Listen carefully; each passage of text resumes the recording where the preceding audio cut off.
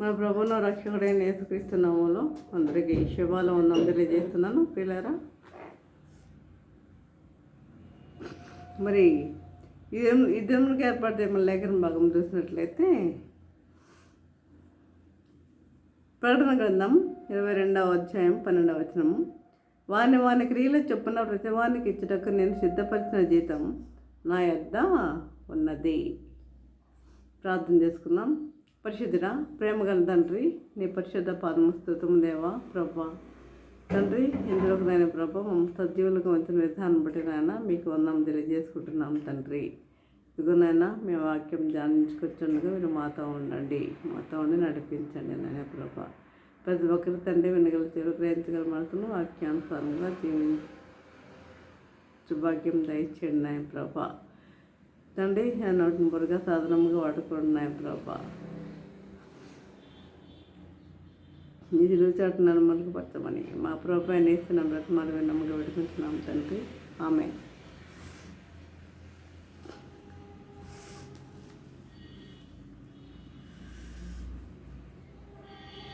ప్రభునందు ప్రియులారా, ఈరోజు అంశం ఏంటంటే నిరుద్యోగులకు జీతాలు.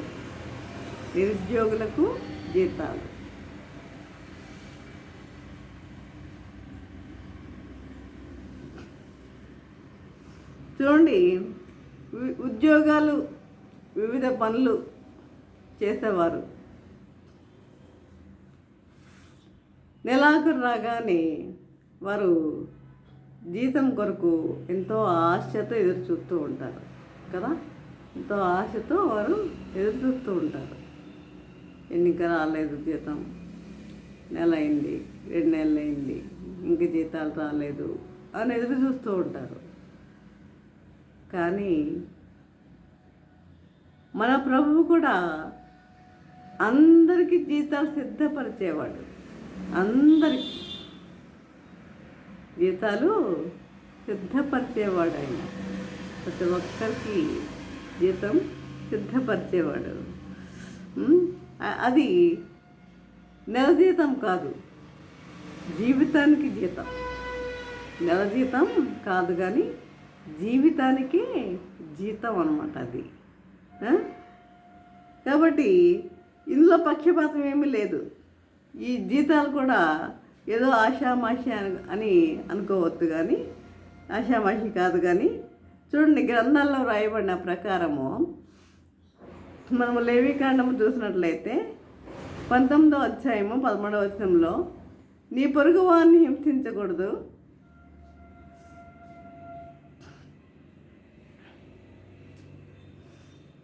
కూలివాని కూలి మన్నాటి వరకు నీ వద్ద ఉంచుకొనకూడదు అని రాయబడి ఉంది.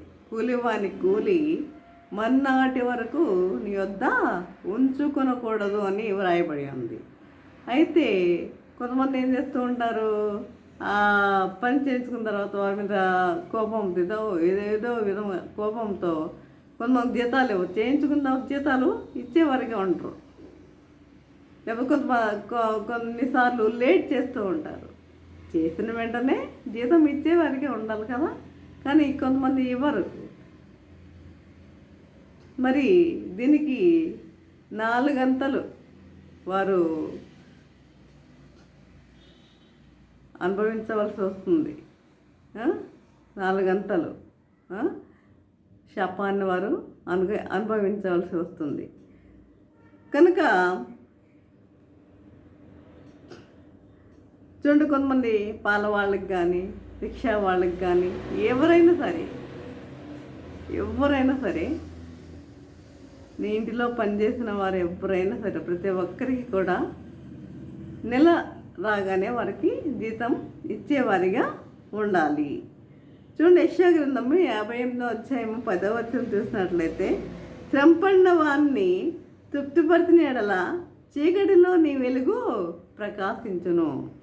శ్రమపడిన వారిని తృప్తిపరిచిన ఎడల, చూడండి, వారు శ్రమపడిన తర్వాత వారి జీతం వారి చేతికి వచ్చినప్పుడు ఎంత ఆనందంగా ఉంటుంది. టీచర్స్ కావచ్చు, ఎవరైనా ఉద్యోగులు కావచ్చు, వారు ఆ నెలంతా శ్రమ పడతారు. ఆ యొక్క చివరి సమయంలో, ఆ జీతం అందుకున్న సమయంలో వారి ముఖాలు ఎలా ఉంటాయి ఒకసారి గమనిస్తే మతాబుల్లా వెలిగిపోతూ ఉంటాయన్నమాట. కాబట్టి ఈ విధముగా మరి చంపన్న వారిని తృప్తిపరిచిన ఎడల నీ వెలుగు, చీకటిలో నీ వెలుగు ప్రకాశించును అంటున్నాడు అని వాక్యం చెప్తుంది. కాబట్టి ఈ విషయాల్లో బాధపడి మొరపడితే నేను వింటానని కూడా ప్రభు చెప్తున్నాడు. ఇలాంటి విషయాలు ఎవరైనా ఈ విధంగా కూలివానికి కూలి మొన్నటి వరకు ఉంచుకున్న అలాంటి వాళ్ళు ఎవరైనా ప్రార్థన చేస్తే వారి యొక్క మొర నేను వింటాను అని కూడా అంటున్నాడు. అదే చూడండి, మన దేవుడు జీతం మాత్రమే కాదు కానీ బహుమానాలు కూడా ఇచ్చే దేవుడు. జీతం మాత్రమే కాదు కానీ బహుమానాలు కూడా ఇచ్చే దేవుడు. యెషయా గ్రంథం 62:11 చూస్తాం, ఇదిగో ఆయన ఇచ్చు బహుమానము ఆయన యొద్దనే ఉన్నది. ఆయన ఇచ్చు బహుమానము ఆయన యొద్దనే ఉన్నది. ఆయన ఇచ్చు జీతము ఆయన తీసుకొని వచ్చుచున్నాడని సియోను కుమార్తెకు తెలియజేయడి. జీతము అంటే లోకరీతిగా మన కష్టానికి ప్రతిఫలం. అది జీతం అంటే మన కష్టానికి ప్రతిఫలం. అదే బహుమానము అంటే ఆయన ఉచితముగా ఆయన ప్రసన్నతను బట్టి ఇచ్చేది. కొంతమంది అనేక శ్రమల గుండా వెళ్తూ ఎంతో శ్రమ పడుతున్నాను, నాకు ఇలాంటి ప్రతిఫలము లేదు అని బాధపడే వాళ్ళు అనేక మంది ఉంటారు. ఎంతో శ్రమ పడుతున్నాను, ఎంతో కష్టపడుతున్నాను, ఇలాంటి ప్రతిఫలము లేదని బాధపడుతూ ఉంటారు. అయితే కాబట్టి నీ శ్రమకు నీ కష్టానికి ఆయన జీతం తెస్తున్నాడు. అది గుర్తుపెట్టుకోండి. నీ శ్రమకు నీ కష్టానికి ఆయన జీతం తెస్తున్నాడు. మనుషులు నిన్ను గుర్తించడం లేదని, ఎంత కష్టపడినా ఒక ఆదరణ మాట లేదని విచారించవద్దు. చూడండి, ఎఫెసీలు రాసిన పత్రిక 6వ అధ్యాయం 8వ వచనం చూసినట్లయితే, నీ క్రియలను నీ సహనమును నేను ఎరుగుదును అంటున్నాడు. నీ క్రియలను నీ సహనమును నేను ఎరుగుదును. కాబట్టి నిరాశపడవద్దు. మనుషుల మీద దేవుని మీద ఆయాసపడవద్దు. నీ కష్టం నాకు తెలుసు, నీ సహనము నాకు తెలుసు. కాబట్టి నువ్వు మనుషుల మీద దేవుని మీద ఆయాసపడవద్దు అని ప్రభు తెలియజేస్తున్నాడు. అదే విధంగా యెషయా గ్రంథం 49:4 చూసినట్లయితే, నా బహుమానము నా యొద్దనే ఉన్నది అని ప్రవక్త చెప్తున్నాడు. నా బహుమానము నా దేవుని యొద్ద ఉన్నది అని ప్రవక్త చెప్తున్నాడు యెషయా. దేవుడు పరలోకంలో మాత్రమే బహుమానాలు ఇచ్చే దేవుడు కాదండి. పరలోకంలో మాత్రమే బహుమానాలు ఇచ్చే దేవుడు కాదు, కానీ ఈ లోకంలో కూడా మనుషులకు ప్రతిఫలం ఇచ్చే దేవుడు.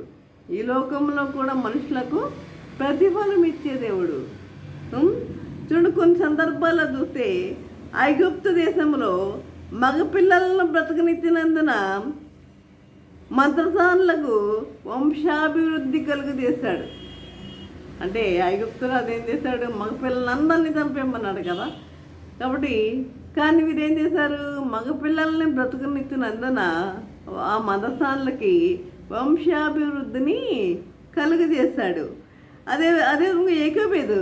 ఎవరు ఏకోబేదు? మోషే యొక్క తల్లి ఏకోబేదు దేవుని యొక్క ప్రణాళిక నెరవేర్చుటకు ఎంతో శ్రమపడిన కారణముగా ఆమెకు జీతం ఇప్పించాడు. అంతేకాకుండా ఏ రాజైతే మగపిల్లల్ని చంపమని ఆజ్ఞ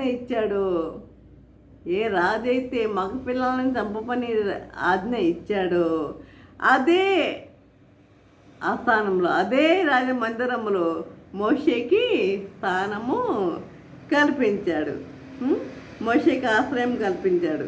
అదే ఇంకా చూడండి, సొలొమోను చూసినట్లయితే, ఆయన చూసినట్లయితే దేవుడిని ఏమడిగాడు? జ్ఞానం మాత్రమే చాలు ప్రభువా అన్నాడు.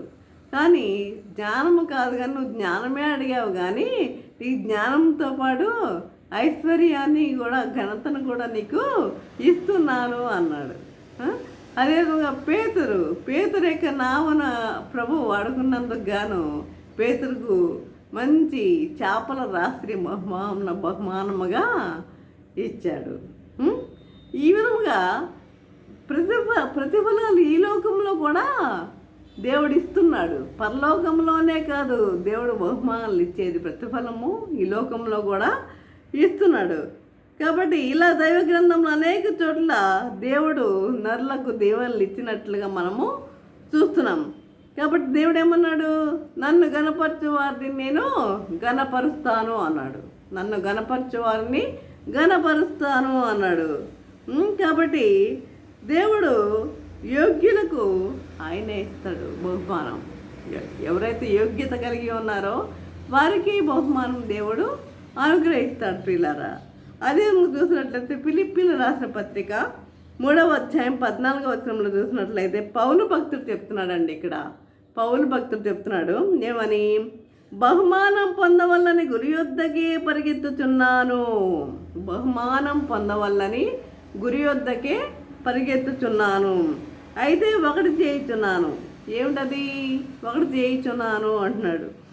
వెనుకున్నవి మర్చి అంటున్నాడు. అనేక సార్లు ఎప్పుడో పొందిన పాత అనుభవాలనే చెప్పుకుంటూ తృప్తి పడుతుంటాం చాలామంది కదా. గత జ్ఞాపకాలనే చెప్పుకుంటూ తృప్తి పడుతూ ఉంటారు. పాతవి మర్చిపోవాలి. పాతవి జరిగినవన్నీ ఎన్నో మన జీవితంలో జరిగినవన్నీ మనము మర్చిపోయేవారిగా ఉండాలి. పాత అనుభవాలను చెప్పుకుంటూ తృప్తి పడుతుంటాం. కొన్నిసార్లు పాత అపజయాల్ని సైతాన్ని గుర్తు చేస్తూ కృంగదీస్తుంది కూడా. కొంతమంది వారి ఇంట్లో ఏదైనా అశుభ కార్యాలు ఏమైనా జరిగి ఉండొచ్చు. దాన్ని బట్టి వారు ఏం చేస్తూ ఉంటారు? దాన్ని తలుచుకుని బాధపడుతూ ఉంటారు. ఇది సైతాను చేసే పని అన్నమాట. గుర్తు చేస్తూ ఉంటుంది, ఈ విధంగా కృంగదీస్తూ ఉంటుంది. కనుక అవన్నీ మర్చి నూతన అనుభవాన్ని ప్రభు నుండి పొందుతూ ఈ పందెపు రంగములో ముందుకు సాగవలసిన వారమై ఉన్నాము. ఈ పందెపు రంగములో మనము ముందుకు సాగవలసిన వారమై ఉన్నాము. ఇతరులు మనకి చేసిన కీడును, మన హృదయాల్ని బాధపెట్టిన విషయాలు మర్చిపోయి క్రీస్తు యేసు కలిగిన మనసును మనమును కలిగి ఎడుట అభ్యాసం చేసుకొనచ్చు పందెపు రంగములో పరిగెత్తుదాము. క్రీస్తు యేసున కలిగిన మనసు మనము కలిగి ఉందాం. మనము కలిగి ఉండి ఈ పందెపు రంగములో పరిగెత్తాలి అంటున్నాడు.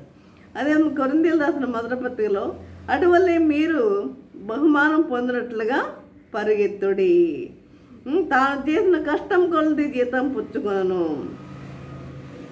దేవుని సేవను నీవు చేస్తుంటే, ఒకవేళ నీవు దేవుని సేవను చేస్తున్నావా, చేస్తుంటే నీ ప్రయాసకు నీ కష్టంలకు తగిన ఫలము లేక జీతము ప్రభువు ఇస్తుందని మర్చిపోవద్దు. మనుషులు కాదు, నీకు ఇచ్చేది ఎవరు? ప్రభువు. నీకు ఇచ్చేది ప్రభువు. దేవుని సేవలో నీవు గనక ప్రయాసపడుతూ ఉంటే నీకు ప్రభు బహుమానం ఇస్తాడని నువ్వు మర్చిపోవద్దు.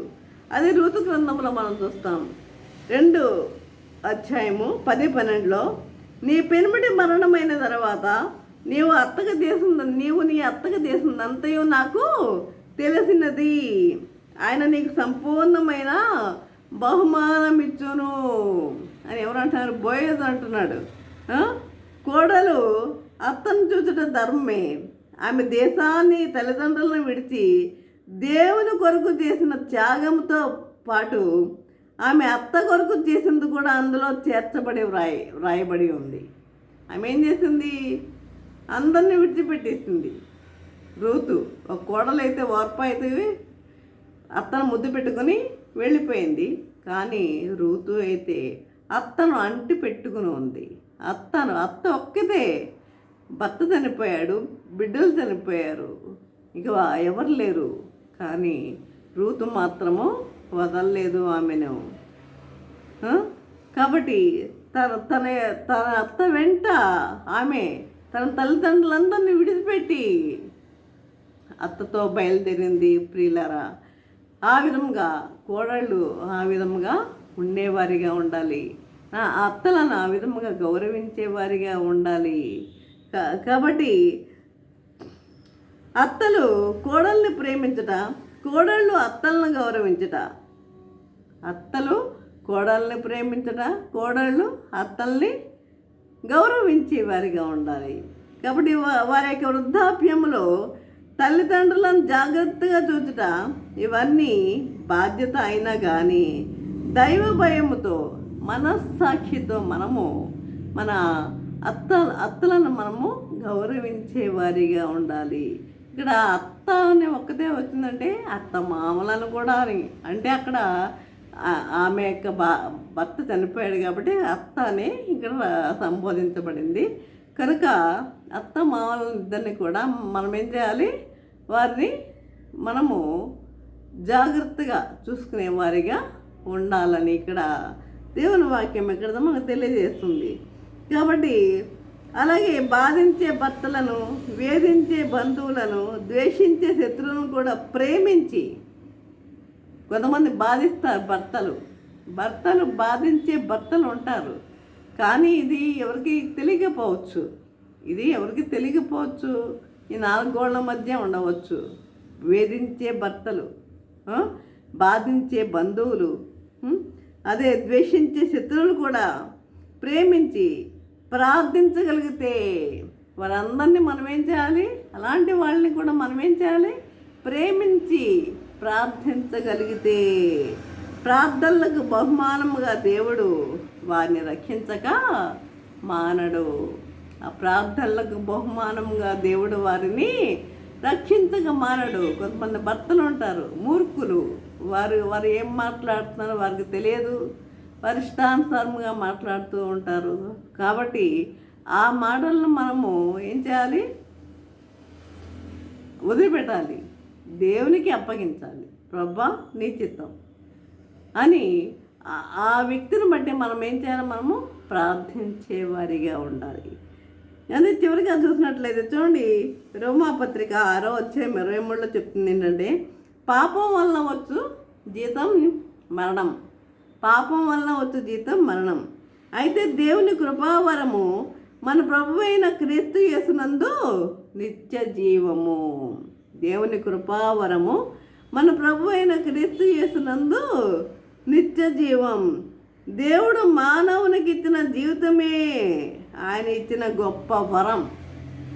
దేవుడు మానవునికి ఇచ్చిన జీవితమే ఆయన ఇచ్చిన వరం.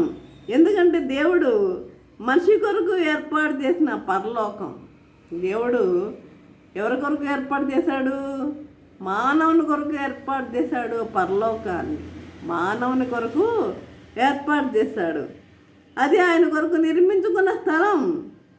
ఆ ఆహ్లాదకరమైన స్థలములో పాపి అయిన మానవుని ఉండనిచ్చుటకు ఆయనకు సంతోషమైంది. పాపి అయిన మానవుని ఉండనిచ్చుట అసలు మానవ ఊహకి అందనది. అంత పరిశుద్ధుడు ఆయన నిర్మించుకున్న పరలోకములో ఈ పాపి అయిన మానవుని ఉండనిచ్చుట మానవుని యొక్క ఊహకి అందనేది నిజముగా. కాబట్టి కొంచెం శ్రమలు రాగానే స్త్రీలను చస్తాను అనే మాట చాలా తేలిగ్గా వస్తూ ఉంటుంది. ఎవరికి? స్త్రీలకు. నేను చచ్చిపోతాను అంటూ ఉంటారు. ఎందుకంటే స్త్రీలు బలహీనమైన ఘటాలు అని చెప్పాడు కదా పేతురు, బలహీనమైన ఘటాలు అని. కాబట్టి ఇది దేవునికి ఎంతో దుఃఖకరం. మనము ప్రతి విషయానికి నేను చస్తాను, నేను చనిపోతాను అనే మాట మన నుండి రాకూడదు. ఆ దేవుడు ఎప్పుడు పిలుస్తాడో అప్పుడు మనం దేవుడిని మనం ఉంచమన్నా ఉంచడు. ఆయన పిలిచినప్పుడు దేవుడు మనల్ని ఈ లోకం ఉంచయ్యా అన్నా కూడా ఉంచడు. ఆ పిలుపు అనేది వచ్చినప్పుడు దేవుడే తీసుకుని వెళ్తాడు. కాబట్టి నీ జీవితం దేవుడు నీకు ఇచ్చిన వరమని గ్రహించు. నీవు నీ పాపమును గురించి పశ్చాత్తాపడకుండా, మారు మనసు పొందకుండా పాప జీవితం జీవిస్తే నీకు వచ్చే జీవితం ఏంటి? జీతం ఏంటి? మరణం. నువ్వు పశ్చాత్తాపడాలి. నీ పాపముల గురించి నువ్వు పశ్చాత్తాపడాలి. నువ్వు మారు మనసు పొందాలి. ఈ విధంగా మారు మనసు పొందినట్లయితే పాప జీవితము జీవిస్తే నీకు వచ్చే జీతము మరణం. మారు మనసు పొందకుండా నువ్వు మారు మనసు పొందకుండా పాప జీవితము జీవిస్తే నీకు వచ్చే జీతం మరణం.